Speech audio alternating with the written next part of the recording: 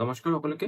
Assam agriculture ইউনিভাৰ্চিটিৰ আণ্ডাৰত যোনটো এক্সাম হয় AU CET বুলি, তাৰে চিলেবাছ মই এটা ভিডিঅ'ত আগতে জনাইছিলোঁ, মই আকৌ ভালকৈ জনাই দি আছোঁ। প্লাছ এটা ইম্পৰ্টেণ্ট বস্তু, কিছুমান আউট অফ NCERT কুৱেশ্যন আহে। তো সেইখিনি ক'ৰ পৰা আহে বা ক'ৰ পৰা পঢ়িলে সেইখিনি পাৰিম, মানে এইটো বস্তু মই সেইটো ভিডিঅ'ত ডিছকাছ কৰিম বাৰু। মানে এনে normally syllabus PCB, physics, chemistry, biology class 11-12 হয়। যোনটো এক্সাম হয়, এক্সামৰ পেটাৰ্ণ যেনেকুৱা ফিজিক্স, কেমিষ্ট্ৰি, বায়'লজি 40 কুৱেশ্যন এনেকুৱা থাকে। মানে জুলজি, বটানী ভাগ ভাগ থাকে 40, গোটেইখিনি কম্পালচাৰী। আৰু এণ্ট্ৰেন্সটোত নেগেটিভ মাৰ্কিং আছে 0.25 মাৰ্ক। মানে এনেকুৱা চাৰিটা যদি মিষ্টেক কৰা দেন 1 মাৰ্ক গুচি যাব। আৰু পজিটিভ মাৰ্কিং 1 হয়। বাট এতিয়া কিছুমানৰ ফ'কাছ থাকে লাইক NCERTৰ বাহিৰৰ কুৱেশ্যন আহে, ক'ৰ পৰা পঢ়িম। বাট মই ছাজেষ্ট কৰিম ফাৰ্ষ্ট যিমানখিনি চিলেবাছত আছে সিমানখিনি ফাৰ্ষ্ট ফ'কাছ কৰা। মানে আমাৰ হাতত যিমানখিনি আছে সেইখিনি আমি জাষ্ট একুৱাইড কৰিলে হ'ল ফাৰ্ষ্ট। সেইখিনি মেক্সিমামেই নোৱাৰিম।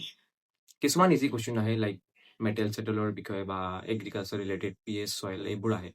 বাট যোৱাবাৰ কুৱেশ্যন এটা আহিছিল which of the following is a rootless plant. তেনেকুৱা টাইপ লাইক আমিও পোৱা নাই, মেক্সিমাম টিচাৰেও নোৱাৰিব। আৰু ঠিক আছে ৰুটলেছ প্লান্ট আছে, অপশ্যনবিলাক ইমানেই হাৰ্ড আছে লাইক সেইবিলাক স্কিপ কৰিব পাৰা জাষ্ট ফৰ এক্সামৰ মানে মাহলটো তেনেকুৱা গৰম কৰি দিয়ে এইবিলাক কুৱেশ্যনে। বাট মই পাৰ্চনেলি এইটো বস্তু বেয়া পাওঁ। লাইক ইন কেছ চিলেবাছ মানে মেনশ্যন কৰা থাকে যে ক্লাছ 12 আছাম বৰ্ডৰ চিলেবাছ আহিব, য'ত বায়'ৰিচৰ্চ এটা চেপ্টাৰ আছে ঠিকেই, তাৰে পৰা কুৱেশ্যন 2-এটা আহে, বাট মেক্সিমাম একেবাৰে আউট অফ চিলেবাছ আহি যায়। তো এইটো ভয় খাব নালাগে। তুমি নোৱাৰা মানে মেক্সিমাম নোৱাৰে, এইটো বস্তু ভাবি ল'বা। বাট মই ষ্টিল ট্ৰাই কৰি আছোঁ। এক্সপেক্টেড কুৱেশ্যন দিছিলোঁ, যোৱাবাৰো দিছিলোঁ। আউট অফ NCERTৰ কুৱেশ্যন কমচে কম 3টা কমন পৰিছিল। লাইক জেনেৰেলি আমি যিহেতু এক্সাম দি আহিছোঁ তো গম পাওঁ কেনেকুৱা পেটাৰ্ণৰ আহে। তো আমাৰ গাইডেন্স বেচ এটা আছে য'ত আমি এইবোৰো প্ৰভাইড কৰি আছোঁ। সেইখিনি আমি ইউটিউবতো প্ৰভাইড কৰিম, যোৱা বছৰৰ ভিডিঅ' আছে চাব পাৰা। আৰু সেইবিলাকৰ কাৰণে কোনো গাইড বুক চাব নালাগে। কিছুমানে বিভিন্ন ধৰণৰ গাইড বুকৰ কথা কৈ আছে, ক'ত পাম কি নাপাম। গাইড বুক চাব নালাগে তেনেকুৱা। মই ইমানখিনি পঢ়াই দিম বাৰু, চালেই হ'ল। আমাৰ হোৱাটছএপ গ্ৰুপ আছে, লিংক হোৱাটছএপ চেনেল আছে, টেলিগ্ৰাম চেনেল আছে, জিম চব আছে, জইন কৰিলে হ'ল। কোনোবা যদি এইবাৰ BSc নাৰ্ছিং দিবা দেন SSCৰ আণ্ডাৰত আৰু এক্সাম যিহেতু হৈ আছে, তাতে যিহেতু আউট অফ NCERT নাহে, বাট PCBৰ পেটাৰ্ণটো ছেমে থাকে। তো তোমালোকে এইটো ফ'ল' কৰিব পাৰা। এনেকুৱা নহয় যে মোৰ বেষ্ট জাষ্ট এগ্ৰিকালচাৰৰ কাৰণে, কণ্টেণ্ট ছেম থাকে। জাষ্ট মই PIQ কোৱা, হেৰি কোৱা, BSc নাৰ্ছিং এইবোৰ ছেপাৰেটলি। বাট মই ইংলিছ পাৰ্টত ইমান ফ'কাছ কৰা নাই, কাৰণ ইংলিছ পাৰ্টত ডিটাৰমিনাৰ, প্ৰিপজিশ্যন, নৰ্মেল গ্ৰামাৰ পাৰ্টখিনি আহে। তো সেইখিনি আৰু ঠিক আছে। কোনোবা যদি আৰু কিবা ডাউট থাকে, ভিডিঅ'ৰ ডিছক্ৰিপশ্যনত নাম্বাৰ দিয়া থাকিব, আমাৰ কণ্টেক্ট আছে, হোৱাটছএপত মেছেজ কৰিবা। মানে লাইক কিছুমানে কল কৰি দিওঁতে দিগদাৰ হয় কল উঠোৱাটো। লাইক ঠিক আছে, মানে হোৱাটছএপত মেছেজ কৰিলে মই এটলিষ্ট য'তে থাকোঁ ৰিপ্লাই কৰিব পাৰোঁ। আৰু কিছুমানে ভাবে যে লাইক পেইড বেটছ লৈছোঁ তো মে বি ৰিপ্লাই নকৰিব। এইটো বস্তু থিংকিংটো নোৱাৰিবা, মানে এইটো নাভাবিবা।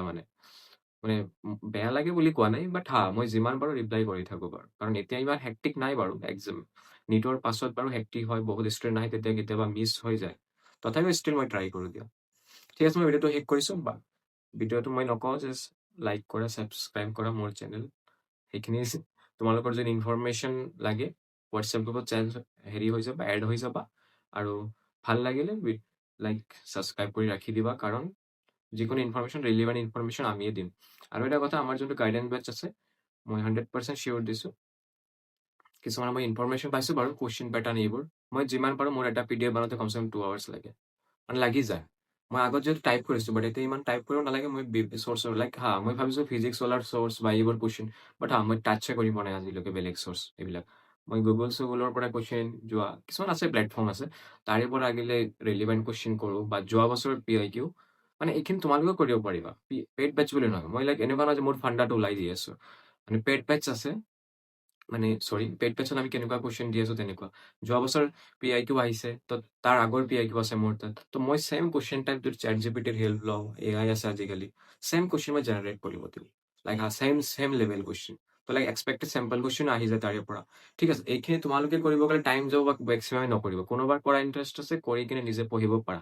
বাট মোৰ বেটছত এনেকৈ মই কুৱেশ্যন দি আছোঁ। এনেকুৱা নহয় মই নিজে কুৱেশ্যন টাইপ কৰি পুৰা ছেট কুৱেশ্যন, কিছুমান কুৱেশ্যন টাইপ কৰোঁ, যেনেকুৱা বায়'লজিৰ কিছু পাৰ্ট কৰোঁ, বা আউট অফ NCERTখিনি টাইপ কৰোঁ। বাট এইবাৰ মই সিমানখিনি কৰা নাই, যোনটো মানে সঁচা ফেক্ট কৈ দি আছোঁ। মানে কিছুমানে ক'ব পাৰে দাদা ক'ৰ পৰা কুৱেশ্যন কি এইবোৰ। আৰু কুৱেশ্যন মানে বেটছত এনেকুৱা নহয় যে কমন পঢ়িব বুলি মই দি আছোঁ। কমন পঢ়ে, বাট মই এনেকুৱা দিছোঁ জাষ্ট পঢ়াৰ টাইমত এটা কনফিডেঞ্চ আহে তোমালোকৰ, যে এনেকুৱা টাইপ কুৱেশ্যন আহে জাষ্ট। ঠিক আছে, মই ভিডিঅ'টো শেষ কৰিছোঁ, বেছি লেণ্ডি কৰি দিছোঁ। ধন্যবাদ।